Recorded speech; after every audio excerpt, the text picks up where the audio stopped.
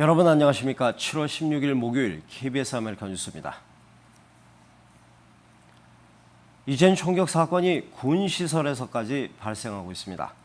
아랍 태생의 용의자가 테네시주의 군 시설 두 곳에서 잇따라 고성능 총기를 난사해 해병 4명이 숨졌습니다. 워싱턴 박유한 특파원입니다. 군 모병센터 유리문에 수십 발 총탄 구멍이 뚫렸습니다. 대낮 시간에 승용차를 타고 나타난 괴한이 고성능 소총을 난사한 겁니다. 이 괴한은 다시 이곳에서 10km쯤 떨어진 해군 해병 예비군 센터로 차를 몰아가 또 무차별 총격을 가했습니다. He lifted up his arms like this with a big black gun and just it was one shot and then it was just endless shots, one after another, just unloading. 괴한의 총격으로 해병 4명이 숨졌고 경찰 1명과 군무원 1명 등 여러 명이 총상을 입었습니다. 사건 현장 인근의 쇼핑센터와 대학, 부상자들이 옮겨진 병원이 모두 폐쇄됐습니다. 용의자는 24살의 무함마드 유세프 압둘 아지즈. 총격전 와중에 숨졌고 쿠웨이트 태생으로 알려졌습니다. FBI가 수사에 나섰지만 왜 이런 일을 벌였는지는 아직 파악되지 않고 있습니다. We are conducting this as an act of domestic terrorism. 나라 밖 테러 단체와 관련이 있는지, 자생적 테러, 이른바 외로운 늑대의 소행인지 미국 정부를 잔뜩 긴장시키는 상황이 또 벌어졌습니다. 워싱턴에서 KBS 뉴스 박유한입니다. 추방류의 확대를 골자로 한 오바마 행정명령의 항소 심리가 시작됐습니다.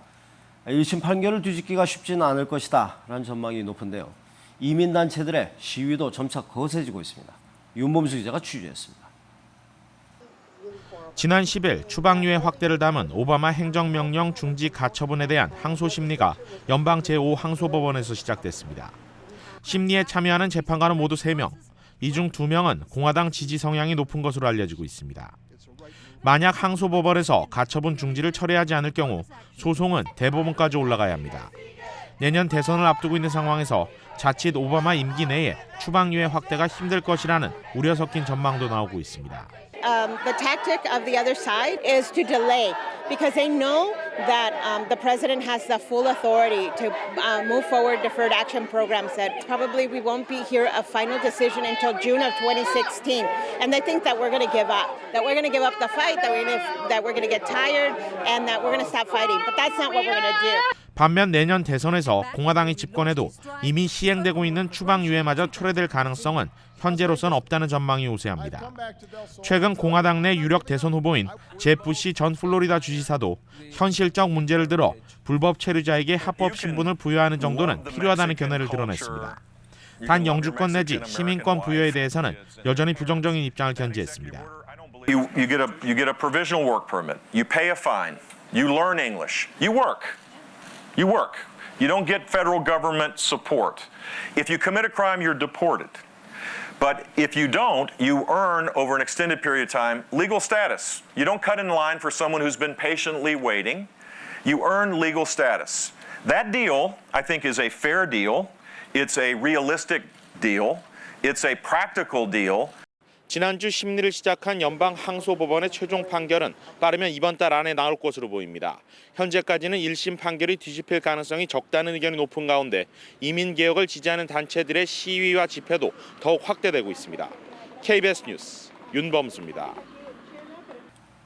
한인사회 장애우와 연상자를 돕기 위한 자선 행사들이 곳곳에서 열리고 있습니다. 그 밖에 한인사회 소식 노승욱 기자가 정리합니다. 한국의 지적 장애인들을 돕기 위한 행사가 한미 여성의 주최로 한인타운에서 열렸습니다. 이번 행사 참석차 LA를 방문한 한국 애광원 홍보대사 유엔젤스 보이스는 지난 2주 동안 남가주 한인교회와 한국전 참전용사 행사 등에 참석하며 활동을 소개하고 공연을 펼쳤습니다. 저희들이 또 바자회도 합니다. 여기 이 바자에서는 지적 장애자 아이들이 직접 이 많은 오랫동안 시간을 통해서 배운 그런 것들을 가지고 인형들도 만들고 아이들이 만든 거 근데 많이 가져왔어요. 그래 오는데 다 지가 만든 거 이어 가져가라고 막 갖다 여서 두서없이 이것저것 뭐 가져왔습니다. 애광원은 지난 1952년 한국전쟁 당시 거제도에 버려진 영유아들을 돌보기 위해 마련됐다 이후 장애인 복지시설로 발전했습니다. 미주 지역에서도 한미 여성회를 비롯한 후원회가 결성돼 있습니다. 한인 노인들을 위한 무료 건강검진 행사가 타운에서 열렸습니다.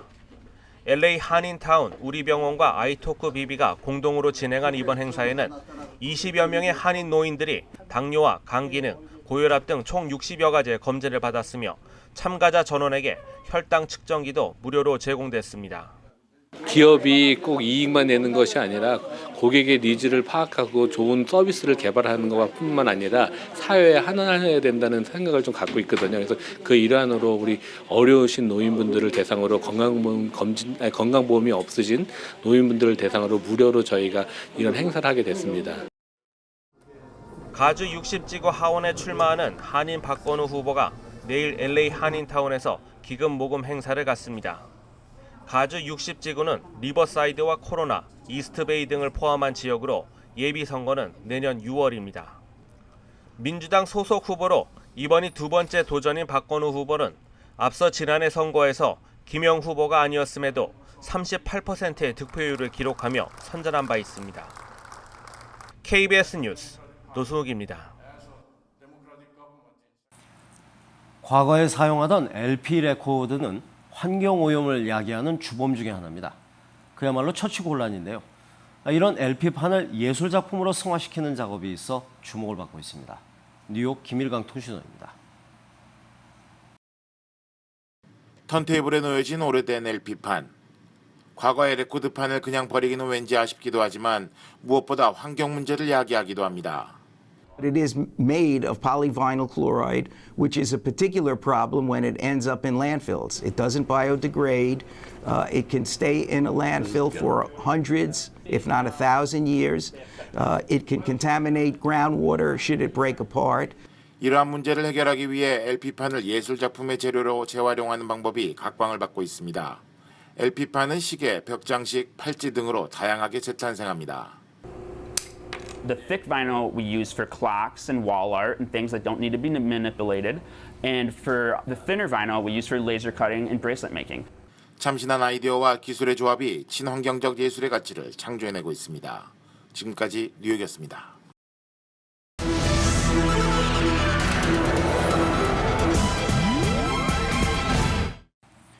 라스베가스에서 경찰에게 총을 쏘며 대항한 용의자가 사살됐습니다. 경관도 부상당했는데요. 검문과 총격전 상황이 카메라에 포착됐습니다. 김한주 특파원입니다. 차선을 바꾸면서 깜빡이를 켜지 않은 차량을 경찰이 길가에 세웠습니다. You have any weapons in the vehicle? Yes, I do. Where are they at? All right, don't grab it. Rifle's back there. All right, come on here real quick. I'm not going to jail over there. 경찰이 차 밖으로 나오라고 명령했지만 용의자는 거부합니다. 소지한 총기도 소총뿐이 아니었습니다. Step out of the car, sir. No. Sir, I'm not going to ask you again. Step out of the car. I'm going to shoot myself. Do you have a gun? Yes. Stop! Stop! No, no! Put the key! Put the key! 첫 총탄이 불발되면서 검문하던 경찰관은 화를 면했습니다. 하지만 이어진 총탄이 다른 경관의 목 오른쪽을 스쳐 지나갔습니다. Who's hit? Oh. Where you hit at? Right here. 용의자는 현장에 있던 세 번째 경관의 총에 맞아 숨졌습니다. We were very fortunate to not have an officer killed in the line of duty during this incident. 용의자는 며칠 전 아내에게 총을 꺼내 들고 살해하겠다고 협박하다가 접근 금지 명령을 받았던 것으로 확인됐습니다. 라스베이거스 경찰은 검문하던 경관의 제복에 설치된 카메라의 영상을 오늘 공개했습니다. 로스앤젤레스에서 KBS 뉴스 김한주입니다. 이란 핵 협상과 관련한 기자회견장에서 오바마 대통령이 기자를 향해 핀잔을 줬다가 논란에 휩싸였습니다. 최근 치적으로 우쭐한 거 아니냐, 기자가 잘못했다, 찬반이 뜨겁습니다. 워싱턴 이주원 특파원입니다. 발단은 이란 핵 협상이 타결된 다음 날 오바마 대통령의 기자회견장에서 시작됐습니다. 이란 핵 협상 결과를 놓고 오바마 대통령이 설명에 열중하는 순간 미 CBS 백악관 출입 기자가 질문을 던집니다. Why you are content with all the fanfare around this deal to leave the conscience of this nation and the strength of this nation unaccounted for in relation to these four Americans? 굳은 표정으로 질문을 듣던 오바마 대통령은 미국인 석방을 위해 최선의 노력을 다하고 있다며 기자를 쏘아붙입니다. As I celebrate with American citizens languishing in Iranian jails, Major, that's nonsense. And you should know better.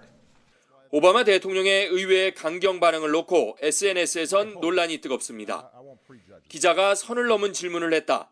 이란 핵 협상을 미국인 인질 석방의 지렛대로 사용할 수 있었는데 기회를 놓쳤다. 찬반이 맞서고 있습니다. 오바마 대통령은 최근 쿠바와의 국교 정상화와 이란 핵 협상 등 외교뿐만 아니라 동성애 합헌 등 국내 문제에서도 치적을 쌓으면서 승승장구하는 분위기입니다. 때문에 정치 전문가들 사이에선 오바마 대통령의 강경 발언이 계속될 것이란 관측이 지배적입니다. 워싱턴에서 KBS 뉴스 이주환입니다.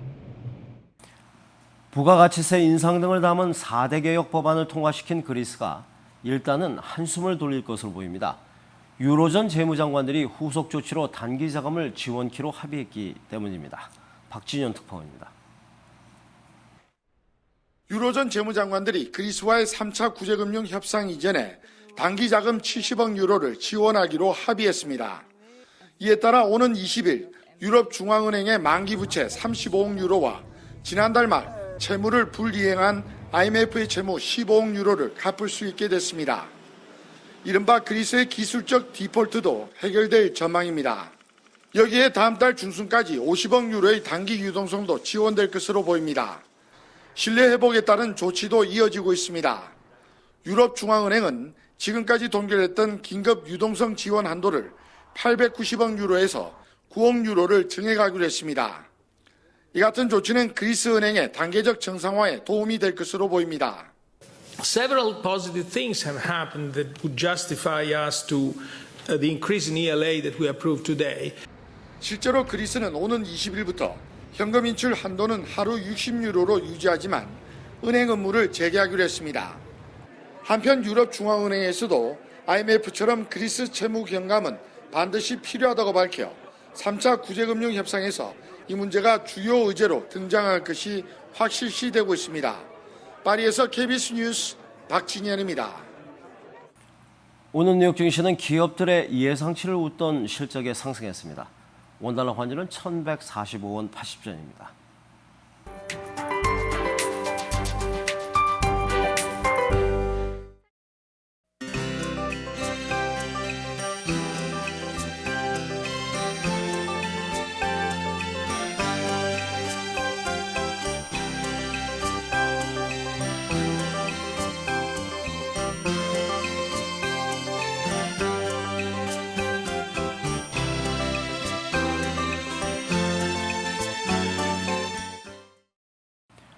목요일 밤 KBS 아메리카 뉴스를 마칩니다. 시청해주신 여러분 고맙습니다.